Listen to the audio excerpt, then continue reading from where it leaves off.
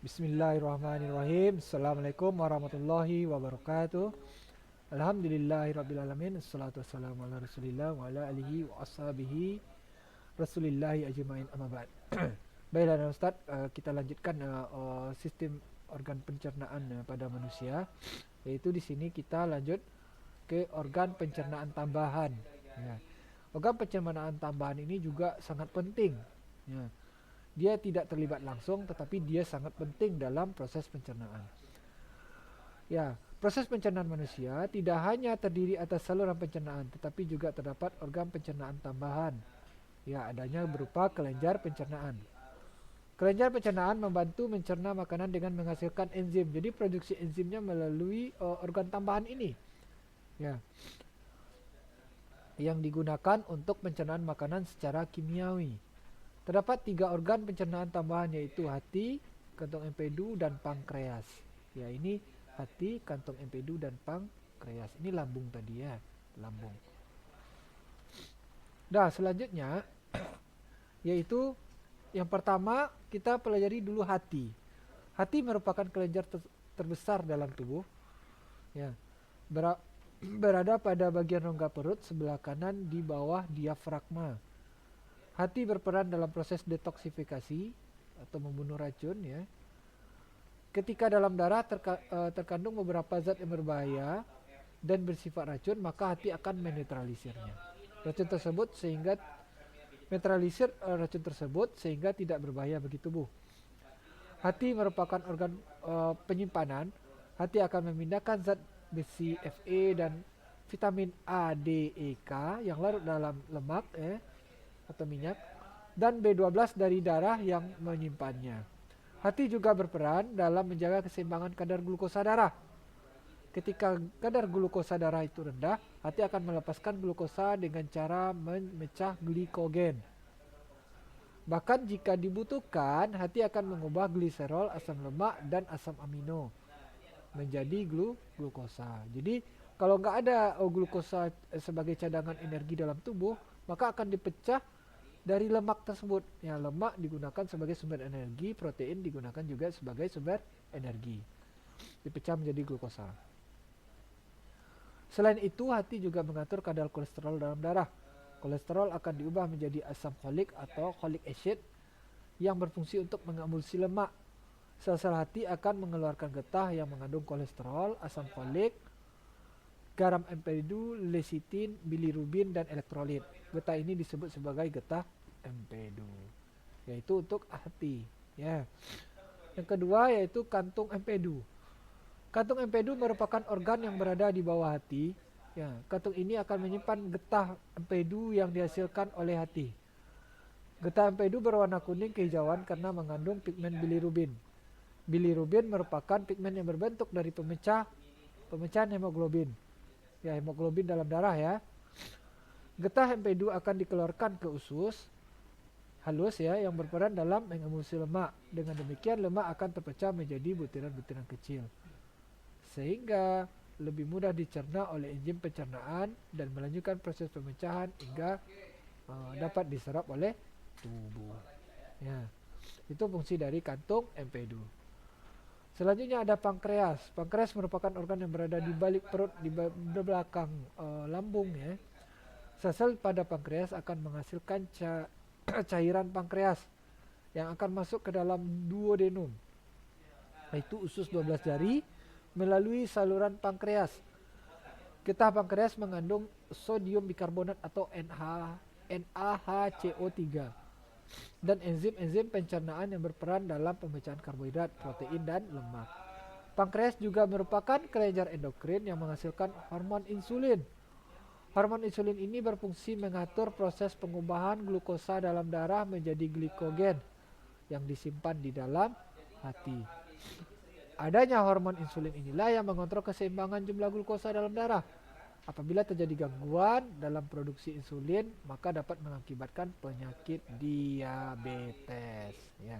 Jadi itulah fungsi dari pankreas. Ya, mencegah diabetes itu salah satu fungsi pankreas. Apabila orang sudah penyakit diabetes, itu pankreasnya memproduksi hormon insulin itu sudah sulit. Nah, sehingga tidak bisa lagi dipecah glukosa tersebut. Nah, ini kerja aja ya. Nah, kita masuk ke gangguan pada sistem pencernaan dan upaya untuk mencegah dan menanggulanginya. Nah, ini beberapa penyakit yang disebabkan oleh kelainan pada sistem pencernaan. Yang pertama itu obesitas. Ya, antum sudah mengenal obesitas itu merupakan suatu kelainan ya, atau menimbulkan efek negatif pada kesehatan, di mana obesitas itu memiliki kandungan lemak yang berlebih. Obesitas dapat meningkatkan risiko terkena beberapa penyakit. Jadi obesitas itu bisa menyebabkan penyakit-penyakit yang lain seperti jantung, diabetes, osteoartritis ya. Jadi pada obesitas umumnya disebabkan karena konsumsi makanan yang berlebih dan kurangnya aktivitas tubuh. Makan banyak, gerak kurang. Ya.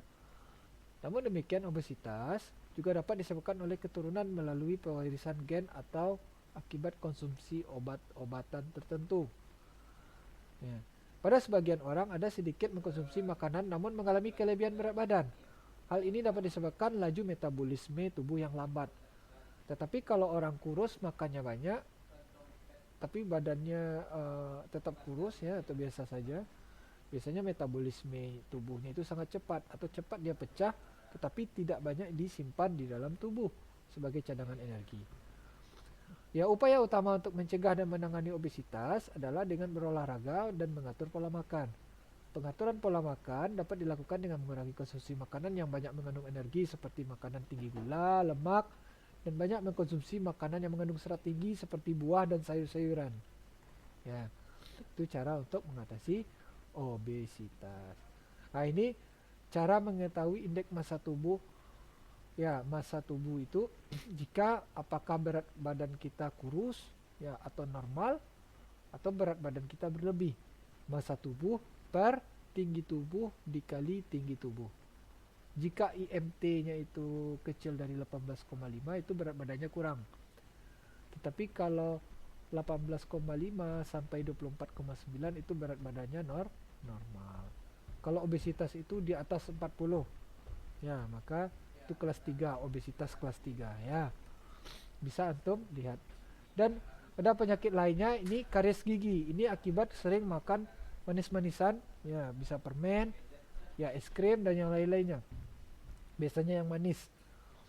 Karies gigi atau gigi berlubang merupakan kerusakan gigi akibat infeksi bakteri yang merusak lapisan gigi sehingga merusak struktur dari gigi tersebut.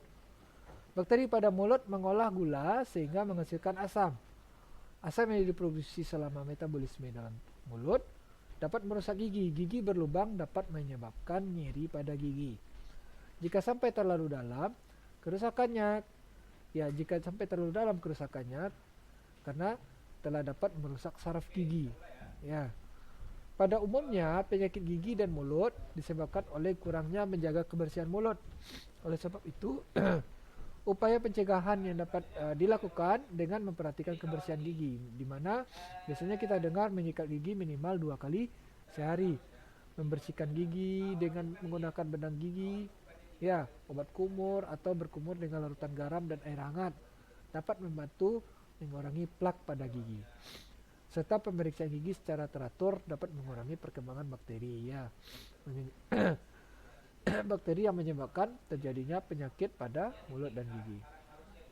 Selain itu, kita juga harus mengurangi makanan-makanan manis seperti permen, minuman bersoda, ya. Nah, itu yang Ustaz sampaikan dari awal. Kita dapat berkumur dengan air setelah banyak makan makanan manis. Perbanyak minum air putih juga dapat mengurangi plak-plak yang menempel pada gigi. Ya, jadi itu kerusakan gigi juga sebagai efek negatif ya dari kelainan dari mengkonsumsi sistem pencernaan kita, baik itu konsumsi glukosa, lemak ataupun protein ya. Selanjutnya mah atau gastritis. Sakit mah atau gastritis merupakan penyakit yang menyebabkan terjadinya peradangan atau iritasi pada lapisan lambung. Nah, ini gambarnya. Ini luka pada jaringan lambung. Jadi dikatakan di sini mah dapat diakibatkan meningkatnya asam lambung, infeksi bakteri Helicobacter pylori, ya, peningkatan asam lambung, stres, makan tidak teratur, dan mengkonsumsi makanan yang terlalu pedas atau asam.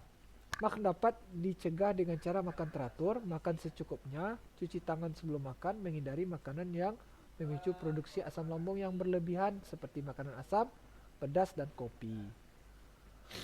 Selain itu, menghindari stres yang berlebihan juga dapat membantu mencegah sakit MAH. Apabila MAH disebabkan adanya infeksi bakteri Helicobacter pylori, dapat diobati dengan mengkonsumsi obat antibiotik seperti amoxicillin dan tetrasiklin. Namun tentu harus dengan resep dokter. Dan ada lagi hepatitis.